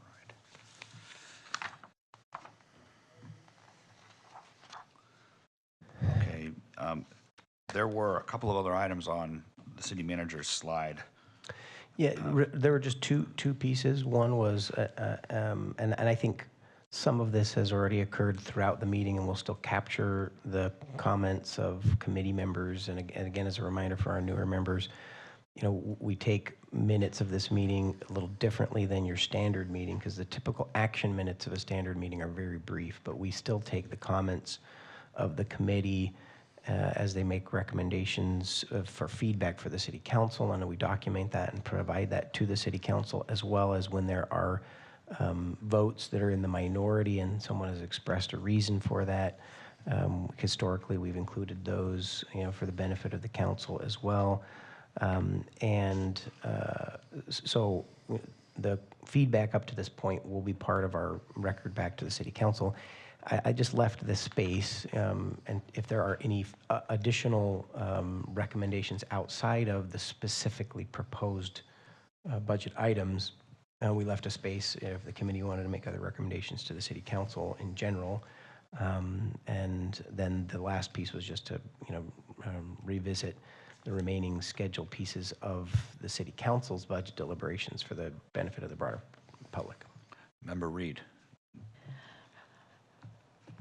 Thank you for that to ask some additional questions and maybe have a little bit more conversation. I'm going to refer to the memo from Mr. McKeegan regarding PSVS committee inquiries. And one of the items presented there was the breakdown of the one-time operating cost of $12.9 million. And I was just wondering if you could provide us a little bit of color around the 2 largest and most significant items listed: contributions to outside entities for $4.5 million and outside service contracts for $6.5 million. If you could provide a little bit of color as to what those items specifically were. I'll ask Mr. McKeegan to do that, but before he does, just one quick note is that as we were putting together the slides from the last meeting, you note that the amount of general fund transfer was an estimated amount. Even this $12.9 million was actually an estimated amount based off of last year's budget, because we've been actually doing these reductions in budget across all of the departments. And so that 12.9 is actually more of a reflection of if we carried forward the same amounts as last year's budget, and we actually expect we're going to probably see a few reductions there. Just know that. But Randy can walk through what those 2 big chunks represent, even though we're probably going to be making some cuts in those areas. Yeah, I won't hold you to the exact dollars, but Yeah, for sure. As I mentioned at the very last, it was based on estimates and our current information that we had at the time. So let's just talk about the contributions to outside entities. If you look on the second box, the majority of that is made up of those reductions. So the contributions to outside entities were the numbers we anticipated based on our budget from last year. So that 4.5 was reduced by that 3.2. So it makes about 3.2 of that is community revitalization, homeless services outreach, economic opportunity areas, economic development strategic plan, economic development incentives, and business assistance incentives. Now, if you want specifics of what those accomplish, I would have to reach out to ECD on all of the outside entities that they provide those services to and the payments to. But that breaks down the majority of that $4 million. so the contribution to outside entities, the breakdown is this 3.2 in this second category. In addition Okay. to other items. Yeah, and then a few other And sprinkled the in. contracts to Okay. outside services, the reason we call it, in essence, one-time costs or costs that potentially could be cut, or they are contracts to outside services, but they are, in a lot of ways, essential services that we rely on. Things like the security, downtown security, and the security that we pay for throughout the patrols that we pay for. It's about $1 million that we have for those services. In addition to that, there's some cleanup services that are done related to homeless cleanups, those types of things. There's also services related to public safety that they charge. For example, there's software services. There are activities related to, again, related to software for public safety. I think that one of the things is, an example is the taser management and those types of things. In theory, those are essential services, but those can be cut if they potentially wanted to remove those services. So it's really just contracted services that departments use that are in many ways part of the standard services that they provide, but they could be cut if the council determined that they needed to reallocate those funds.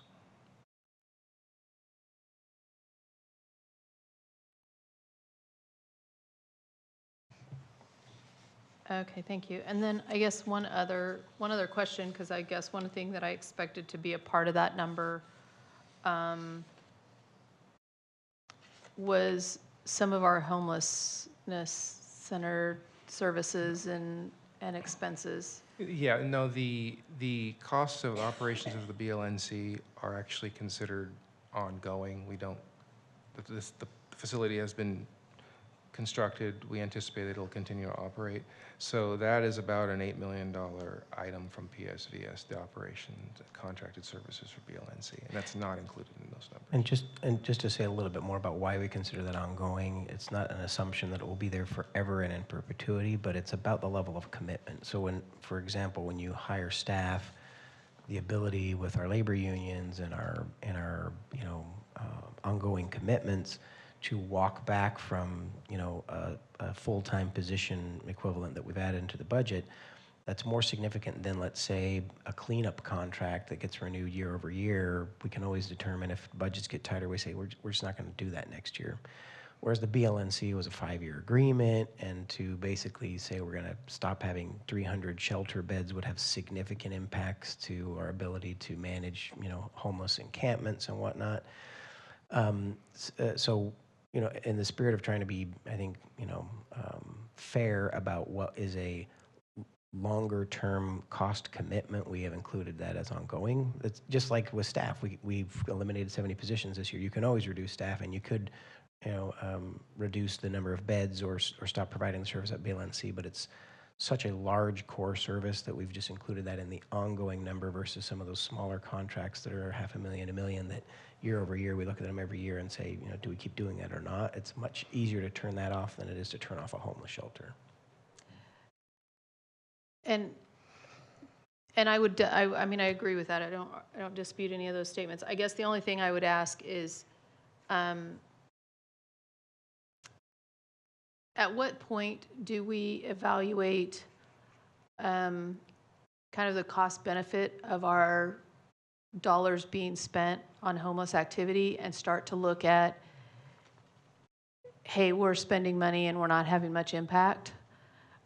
Because I've seen some presentations by other organizations that the dollars spent versus the results are very different from what I've seen from our city dollars.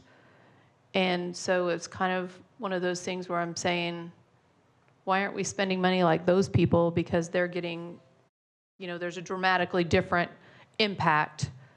And, you know, so at some point in time, I'd like to see that would happen with some of our homeless dollars, but I'll leave it alone for the moment. If I may, committee member, we make that evaluation every year and every month and every week.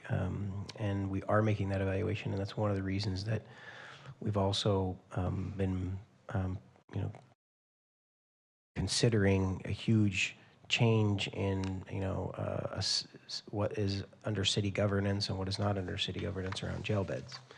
You know, and it's been for that exact same, you know, analysis that we're doing is what will it take to see the level of change that we need in our community. I won't try to, you know, answer all this question right now because it is an incredibly complex space around homelessness, substance use treatment, behavioral health treatment, and health care, you know, being provided to individuals, and, you know, the state systems and all of the network of support to individuals, you know, who may be at risk or, you know, in many instances making even bad decisions on their own behalf. It's incredibly complicated. But one of the evaluations that we do make is, what is a bare minimum of services that needs to be available to address some of the core challenges and problems? I think if we took every dollar out of BLNC and said we're going to put it over here, it leaves another gap in the system that may cause unintended consequences. But where do we get the biggest return on our value? And in creating a system that addresses all the needs, we do think that, unfortunately, I think as a region, and we're not in control of all these dollars, of course, right? We can only control city dollars. We can't control the healthcare industry dollars and the county dollars, but we're advocating to our county partners and healthcare partners and being willing to even put city resources on the table to say, if we can get ahead of some of these issues, we're going to save more money in the long run, and we won't need these big dollars going towards these other services. And I think one of the reasons you could potentially argue, why didn't we do that, you know, 5 or 6 years ago? Part of that was expecting our community partners who have the dollars and the jurisdiction to address those problems, that they would have done that. But because they haven't up to this point, we're now saying we may have to reallocate some of our resources to address those issues. Yeah, no, and I totally agree that, I mean, it's not like I'm sitting here saying I know the solution either, or know who has the solution. I don't think anybody does at this point. Thank you. Member Madland. I just had one thing to get to the city councilman was the vacant position reductions. There's 9 from the police department out of 17, since we've gotten pretty hard on what some of these funds are for.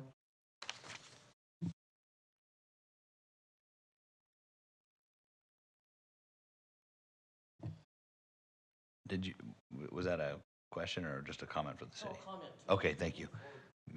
Member Reed. And I would also point out on those positions, you know, I did comment last time kind of what was the last fill date, and so the last time those positions were filled dates back some time, and so I think, you know, the one thing that I'm leery of is when we say that we're cutting positions, but yet when you look into the detail, we're cutting positions that we haven't had anybody in and haven't spent any money on in several years. And so is that really a cut? And I mean, I know from a government number perspective it is, but in reality, no, it's not a cut because we haven't spent that money. And so I'm leery of calling that a cut and calling that a saving. I think that's fair, committee member.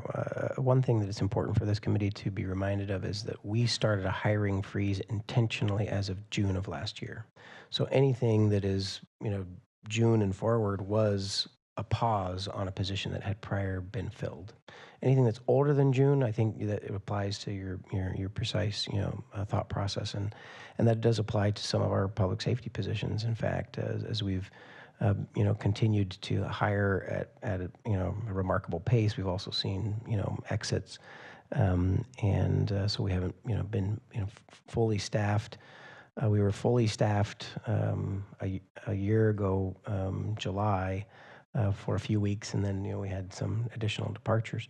But yeah, we intentionally initiated a hiring freeze last June because we could see the structural imbalance that we were going to need this year to make significant cuts. And so many of those positions have been vacant since June or July because we put a pause on filling them in order to be able to make cuts by attrition instead of laying off people in their spots.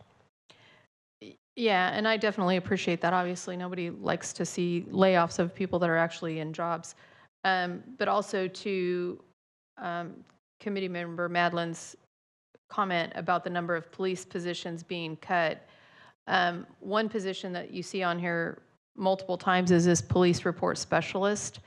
And I guess my perception of that position, my take on just kind of inferring from the title is how much of that position is going to take, cutting these positions and not filling these positions, how much is that going to take from police officers that are on the street to where if I'm involved in a crime or something serious, that it's going to extend the response time because they're out taking reports, or if I need a report taken that's of a lower level nature, how many hours longer is that response time going to be delayed because we don't have these lower level positions to do some of that work?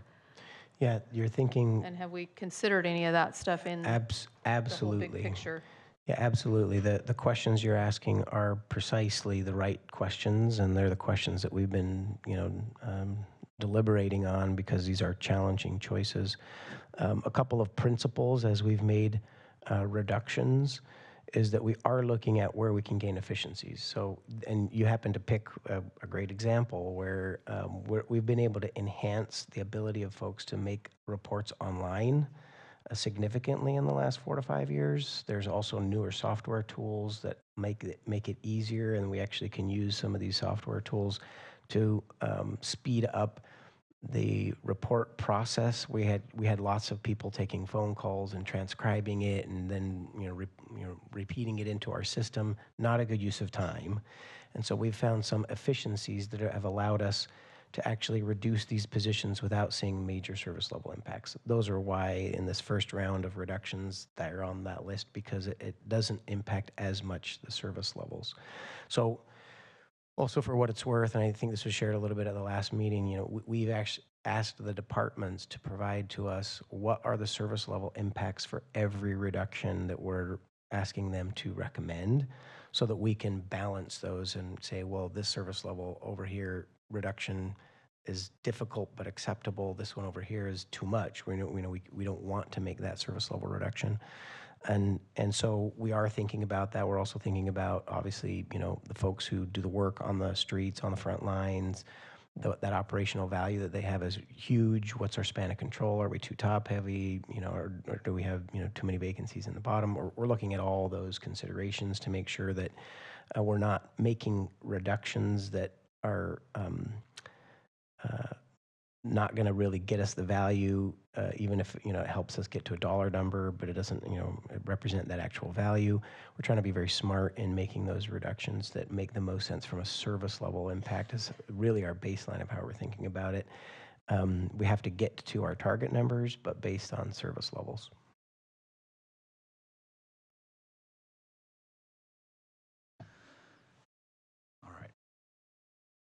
Mr. Clegg, I just have a comment to give some feedback to the council, and that is that this concept of citizens oversight, as I read the ordinance, it's an ongoing thing.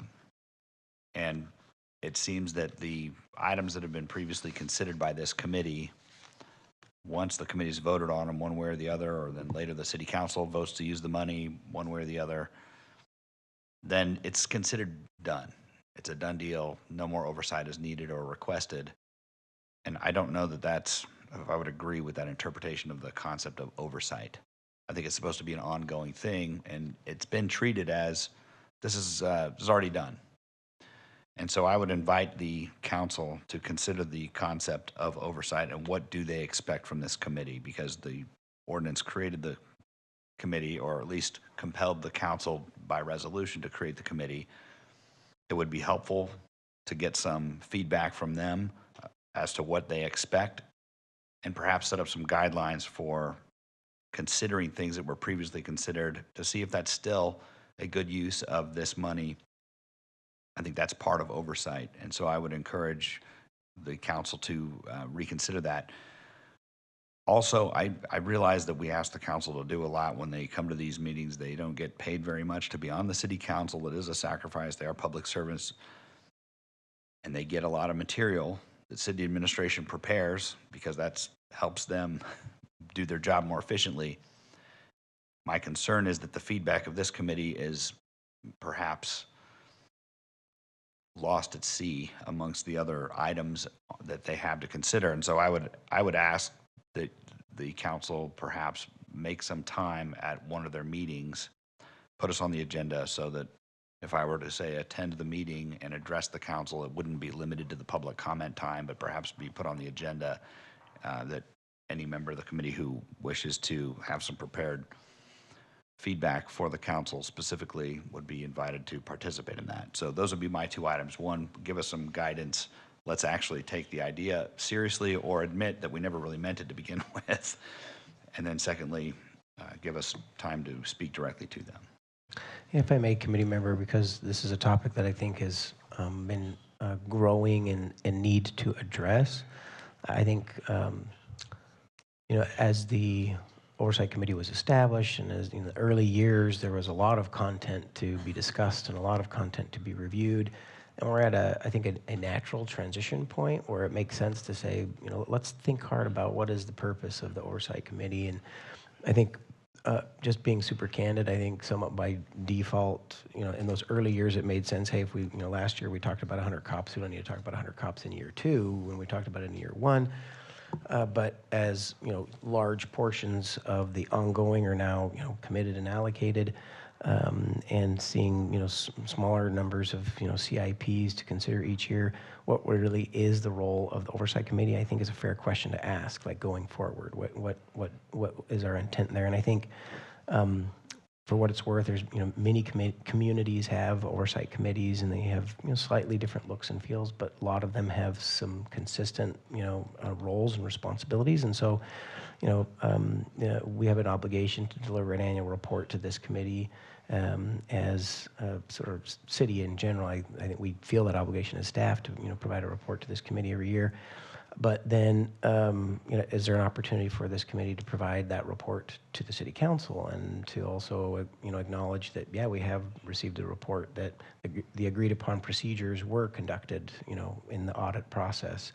And so some cities will have the committee provide a written report to the city council that's, authored by the committee to the council, as well as a verbal report, as well as just contemplating what really is the role of the Oversight Committee.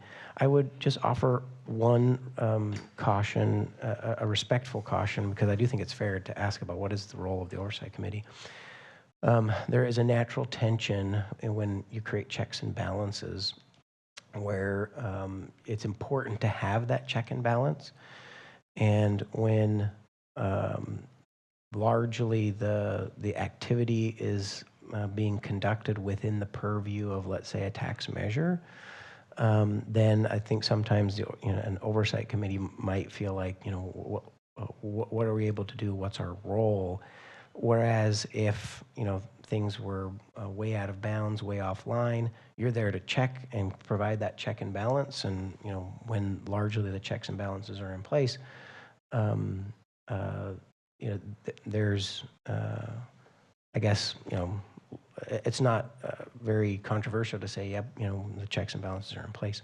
But that being said, I think as designed to give recommendations to council. That's in the ordinance as it exists today. I don't think you have to change the ordinance to be able to say, you know, what is the role of this body in giving recommendations to the city council? It is pretty open-ended. And I think that council could even go back to the resolution and consider making some adjustments to what they're asking this committee to do on an annual basis. I think that's a fair ask. Well, and regarding use of PSVS money in the general fund, last year we were asked to vote whether we thought that was consistent with the objectives. This year I saw in the, I don't know if we were asked, maybe we weren't. You were not, but that's okay. We You may did have vote. voted on it anyway. You whether did. We were asked. Yeah, you did, and we provided that feedback to the council. But this year there was more. There was like $12 million and or $11.9 million to be transferred to the general fund, and I would question whether that's even legal to not have oversight of the use of that money, because it's actually in the ordinance to, so maybe it's neither here nor there right now, but my point is we're not really abiding by the guarantee that we gave to the public when we asked for this money. When the city asked for this money, it was almost like this assurance of accountability for its use. Don't worry, we'll have a citizens oversight committee. And then we've just gotten comfortable not getting oversight on the use of some of the money. And so I'm uncomfortable with that. And I would like to express that to the council as well, that just taking this PSVS money without even bringing it to the committee to even consider its use, it's not exactly oversight. So I guess it goes back to my previous point about clarifying what oversight is expected, what is sought, what is the ongoing role of the committee.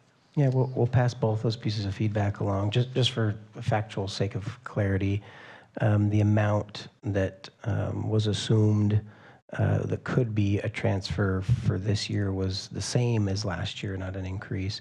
And in fact, we expect it will actually be lower than it was last year, but your point still stands. Thank you. I couldn't remember the exact number, but all right, Mr. Harmon. Yeah, I share a lot of Mr. Campbell's concerns. It would just be nice common for the city council it'd be nice to know how we can actually be really practically useful to the committee or to the council and help them out. Because otherwise we kind of run the risk of turning into the jaded lover from My Fair Lady. You'll beg for our advice, our reply will be concise, you'll listen very nicely and go out and do precisely what you want. And we don't want to get to that point. And so knowing how we can actually practically help them out and the things they'll take seriously would be helpful. Member Reed. I would agree with both my colleagues here on that direction. And one thing that I would maybe add some specificity around, the ongoing expenses. I understand when we're talking about headcount, when we're talking about people, but in some of these categories where we're talking about, I mentioned the homelessness, and you said, well, that was a 5-year contract, and so I guess my thought would be and my ask would be hey, at that 5-year mark, when we're getting ready to renew that contract, then I would personally like to see it come back to us and have some discussion about, not only is this consistent with the intent of PSVS, but is this a good use based on the results that we're getting? And I would like to see some other metrics around the use of the money, around some results of the money, not just, yeah, we checked the box and we finished this project and, oh, look at it, isn't it great? But in some of the ongoing things that we projected and stated in the measure we were going to use to address, some of the public safety concerns, and, can we point to some successes around some of that money specifically? And I just used homelessness as one of those, but I think going forward, I would definitely appreciate seeing in that annual report some more specificity around being able to see some tangible results,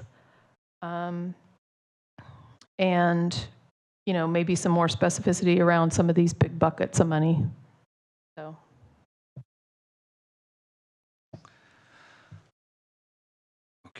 Any more comments from the committee?